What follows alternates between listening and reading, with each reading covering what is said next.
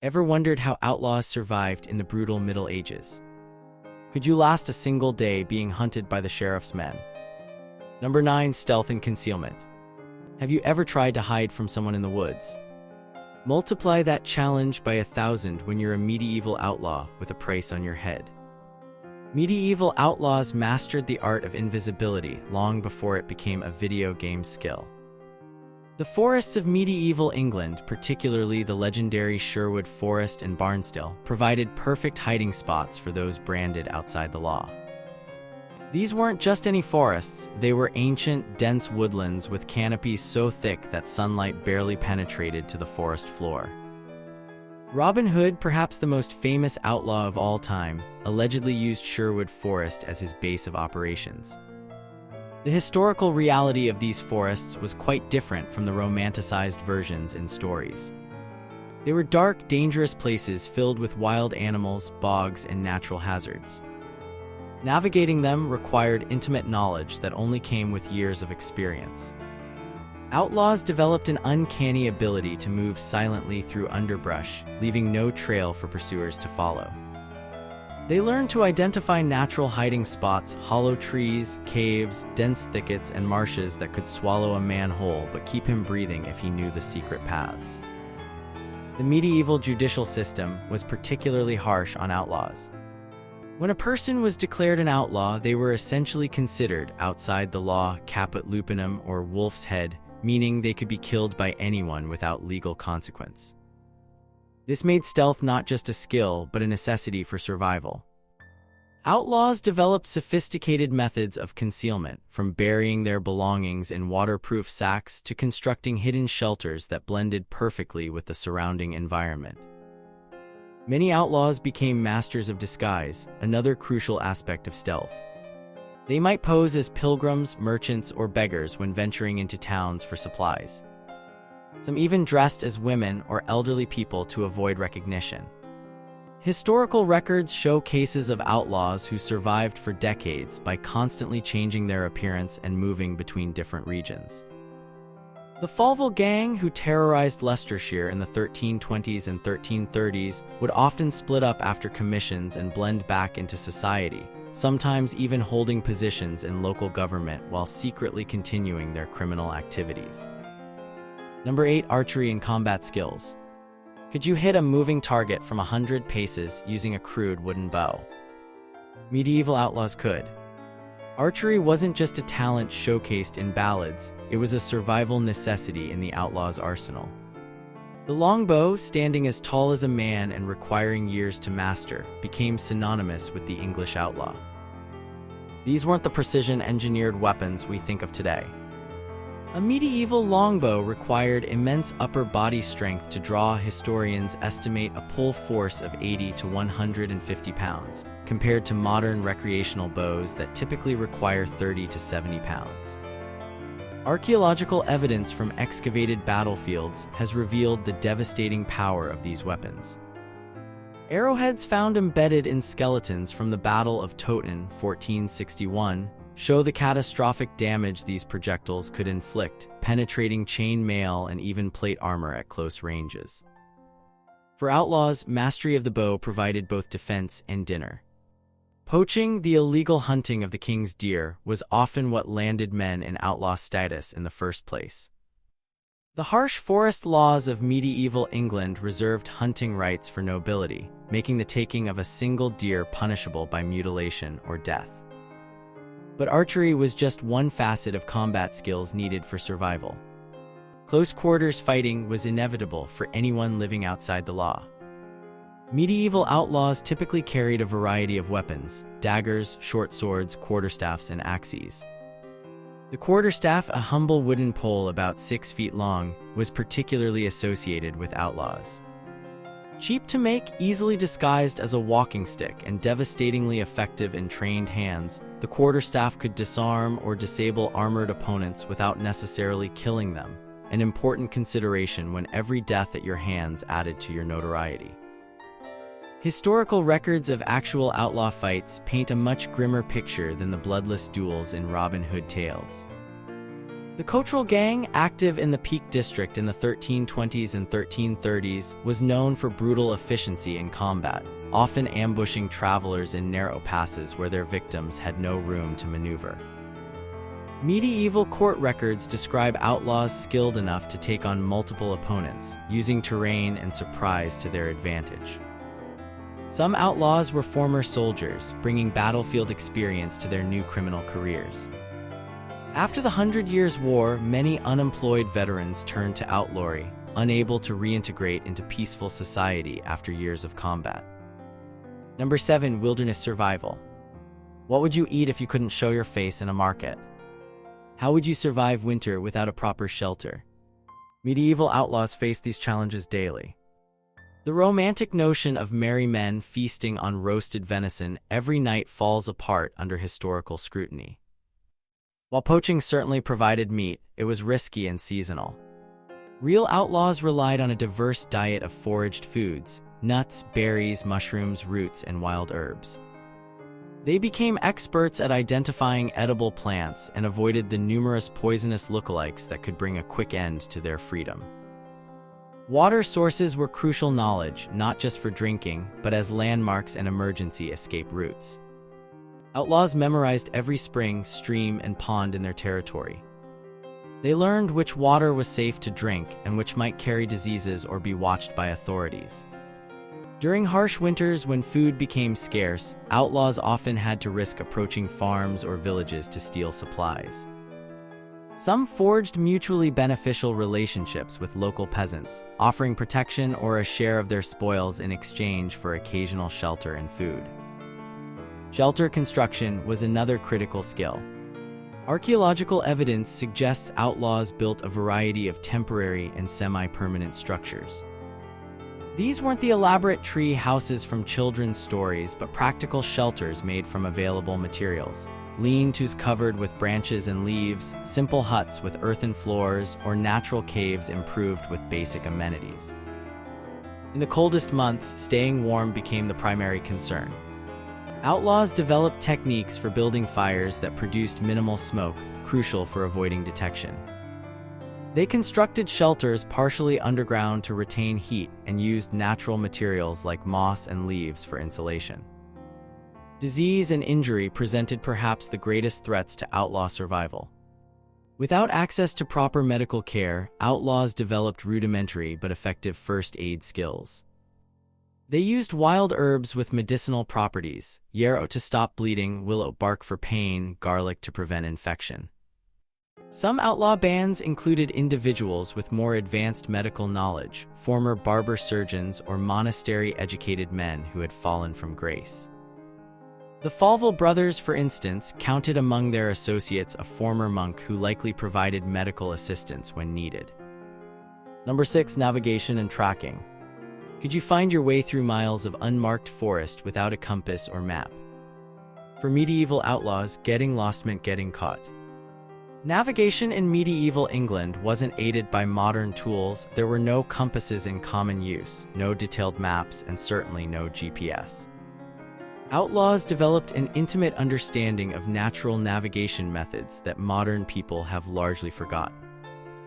They read the stars, noting the position of the North Star, Polaris, and major constellations to determine direction at night. During the day, they observed the sun's position and the subtle shadows it cast. But celestial navigation was just the beginning. Outlaws became experts at reading the landscape itself. They noted how moss tends to grow on the north side of trees, how prevailing winds shape branches, and how certain plants thrive in specific conditions. They memorized distinctive landmarks, unusual trees, rock formations, stream crossings, creating mental maps of their territory that were often more detailed than anything drawn on parchment. These skills allowed them to move confidently through the wilderness, even in conditions of poor visibility or unfamiliar territories when evading pursuit. Tracking was the flip side of this expertise. Outlaws needed to cover their own tracks while reading those left by others. They learned to walk on hard surfaces that wouldn't show footprints, to brush away evidence of their passing, and to use streams to break their trail. When hunting or evading pursuit, they studied subtle signs, broken twigs, disturbed leaves, bent grass, that revealed the recent passage of animals or men. Court records from the time sometimes note with frustration how outlaws seemed to vanish into thin air, leaving no trail for authorities to follow. The ability to identify and interpret animal tracks was crucial for both hunting and security. Different animals provided different opportunities and warnings. Deer trails led to good hunting grounds, but were also likely to be watched by foresters. Wild boar tracks indicated dangerous territory, but also potential food. Bird calls and animal behavior served as early warning systems. Sudden silence in the forest often meant human intruders were near. The Fallvilles and Cottrells, two notorious outlaw gangs of the 14th century, were known to monitor main roads from hidden vantage points, tracking potential victims while avoiding official patrols. Number 5. Legal knowledge. Think the law didn't matter to outlaws? Think again. Understanding the legal system they operated outside of was crucial for medieval outlaws. The medieval English legal system was complex and often contradictory, with overlapping jurisdictions between royal courts, manor courts, church courts, and special forest courts. Outlaws who understood these complexities gained significant advantages. They knew which areas fell under which jurisdiction, allowing them to exploit the gaps and conflicts between different authorities. The process of outlawry itself followed specific legal procedures. If a person failed to appear in court after being accused of a crime, they would be called in 5 consecutive county courts. After the 5th unanswered call, they would be formally declared outlaw or, for women, waived, the female equivalent. However, this process took time, sometimes months, during which a savvy accused person could prepare for life outside the law or attempt to secure a pardon. Pardons were surprisingly common in medieval England. Kings and local authorities regularly issued pardons, either individually or as general amnesties, often in exchange for military service or substantial fines. Smart outlaws kept aware of these opportunities. Records show that members of the Fallville gang received pardons multiple times throughout their careers, allowing them to temporarily return to normal society before resuming their criminal activities when convenient. Understanding sanctuary laws provided another crucial advantage. Churches and certain other religious places offered temporary sanctuary to those accused of crimes. Anyone reaching sanctuary had 40 days during which they couldn't legally be removed by force. They could use this time to negotiate pardons, prepare for formal trial, or plan their escape from the country. Particularly shrewd outlaws manipulated this system, using sanctuary to weather periods of intense pursuit before returning to outlawry when the pressure eased.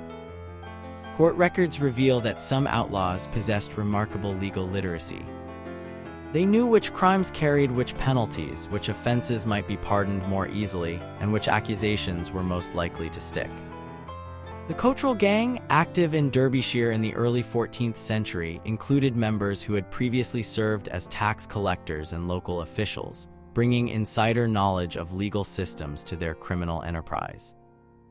Some outlaws even returned temporarily to legal society by serving as approvers, essentially turning king's evidence against former associates in exchange for pardons. Number 4. Community relations. Did outlaws really rob from the rich and give to the poor? The historical reality was more complicated. Survival as a medieval outlaw depended heavily on relationships with local communities. Contrary to romantic notions of self-sufficient forest dwellers, most successful outlaws maintained complex networks of supporters, informants, and allies in nearby villages and towns. These relationships ranged from willing collaborators to those coerced through threats or bribery. Historical records reveal that many outlaws came from the very communities near where they operated. They had family ties, friendships, and long-standing relationships that didn't simply disappear when they entered outlawry. Court records from the period frequently mention charges against people who provided outlaws with food, information, or shelter, evidence of the community support some outlaws enjoyed. In 1336, for instance, over 30 people from Staffordshire were accused of aiding the Stafford brothers, a notorious outlaw band. The relationship between outlaws and peasant communities often involved mutual benefit.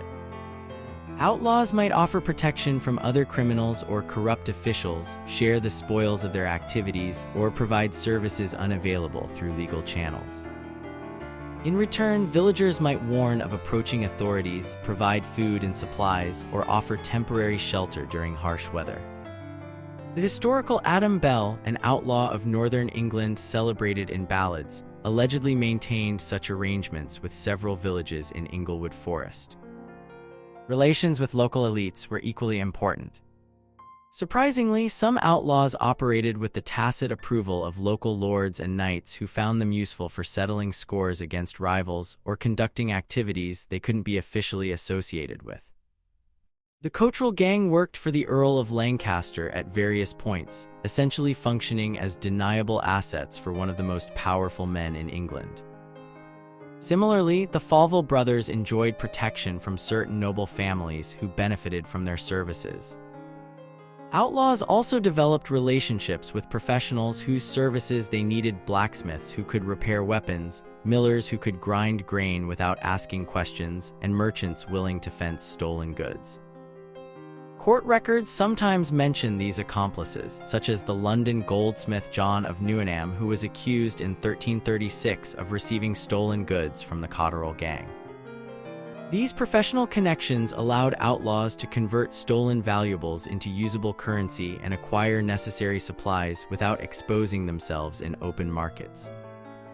Number 3. Communication and intelligence networks. How did outlaws stay one step ahead of the law? Medieval outlaws operated sophisticated intelligence networks that would impress modern spies. In an age without telecommunications, information was power, and successful outlaws excelled at gathering and transmitting crucial intelligence. They developed coded signals, meeting points, and message systems that kept their bands coordinated while minimizing exposure. Court records reveal that outlaws often had informants placed in strategic positions: servants in the sheriff's household, workers at local manors, traders who traveled between towns. These individuals provided advance warning of planned arrests, movements of valuable shipments, or opportunities for profitable crimes. The Falville gang, for instance, seemed to have uncanny knowledge of when wealthy travelers would be passing through their territory, suggesting an established network of informants along major travel routes. Visual communication systems helped outlaws coordinate across distances. Smoke signals, carefully positioned markers, or arranged branches could convey simple messages across forest territories. At night, different patterns of fire or torch signals communicated specific warnings or opportunities. These systems were surprisingly sophisticated. Medieval court records occasionally mention authorities discovering and disrupting such signaling methods. Outlaws also developed verbal codes and cant language, specialized jargon, to communicate secretly even when in public spaces. While few examples of medieval outlaw cant survive in written records, later documentation of thieves' cant from the 16th and 17th centuries likely evolved from earlier traditions. These specialized vocabularies allowed outlaws to discuss plans in plain hearing, without revealing their intentions to outsiders. Messenger systems connected outlaw bands with supporters in villages and towns. These might involve children less likely to be suspected, beggars who could move freely between communities, or ordinary-looking travelers who carried hidden messages. Physical dead drops, locations where messages or supplies could be left and collected without direct contact, feature in several historical accounts of outlaw activities. The Cottrell gang reportedly used hollow trees and specific rock formations as message points across their territory in the Peak District. Perhaps most impressively, some outlaw bands maintained communication networks that spanned counties or even reached into other countries. The Falville brothers, at the height of their power, reportedly had connections extending from their Leicestershire base to London and possibly into France. These extended networks allowed them to fence unique stolen items at a safe distance and gather intelligence about potential pardons or changing political situations that might affect their status. Number 2. Leadership and organization. Was Robin Hood's democratic band of merry men historically accurate? Not quite. Real medieval outlaw bands needed strong leadership and clear organization to survive. The romantic notion of outlaws as freedom-loving individuals who rejected all authority doesn't match historical evidence. Successful outlaw bands functioned more like disciplined military units or tight-knit criminal enterprises, with clear chains of command and specialized roles. Court records and historical accounts reveal that most effective outlaw bands centered around a core leader or small leadership group. The Fallvilles were organized around a family structure, with the brothers forming a natural hierarchy. The Cottrells similarly operated under the leadership of 3 brothers who divided responsibilities. These leaders maintained discipline, resolved disputes, allocated resources, and made strategic decisions about targets and movements. Without such leadership, outlaw bands quickly disintegrated into ineffective groups vulnerable to capture. The internal organization of outlaw bands often reflected military structures familiar to medieval society. Many outlaws had military experience, either from formal armies or local militias, and they applied this knowledge to their criminal operations. They designated scouts, ambush specialists, quartermasters responsible for supplies, and individuals skilled in specific weapons. This specialization increased their effectiveness far beyond what a disorganized group could achieve. The ballads of Adam Bell, Clym of the Clough, and William of Cloudesley, potentially based on real northern outlaws, describe such specialized roles within their small band. Resource distribution within outlaw groups required careful management. Historical records suggest that successful bands developed systems for fairly dividing spoils, allocating food during scarce periods, and ensuring all members received what they needed to remain loyal. These weren't always equal shares. Leaders typically claimed larger portions, and specialized skills commanded premium rewards, but the systems needed to be perceived as fair enough to maintain group cohesion. Recruitment and membership management presented another organizational challenge. Not everyone could be trusted, and infiltration by authorities was a constant threat. Historical outlaw bands developed initiation rituals and tests of loyalty to screen potential members. The ballad Robin Hood and the Monk suggests that outlaws might require newcomers to prove themselves through demonstrations of skill or participation in crimes that would make betrayal impossible. The historical Cotterell gang reportedly required new members to participate in a significant crime before being fully admitted, binding them through mutual criminality. Discipline within outlaw bands could be harsh. Survival depended on maintaining operational security and following established rules. Several historical accounts mention outlaws who were killed by their own companions for betrayal or severe rule violations. The need for absolute trust within the group meant that threats to that trust were dealt with decisively. At the same time, successful outlaw leaders understood the importance of morale and created opportunities for celebration and community building, much like the feasts depicted in later Robin Hood stories, though likely with less abundance and more practical purpose. Number 1. Psychological resilience. How would you handle being hunted every day of your life? Medieval outlaws faced extraordinary psychological pressures that would break most people. Living under constant threat, separated from family and normal society, outlaws needed exceptional mental toughness to survive.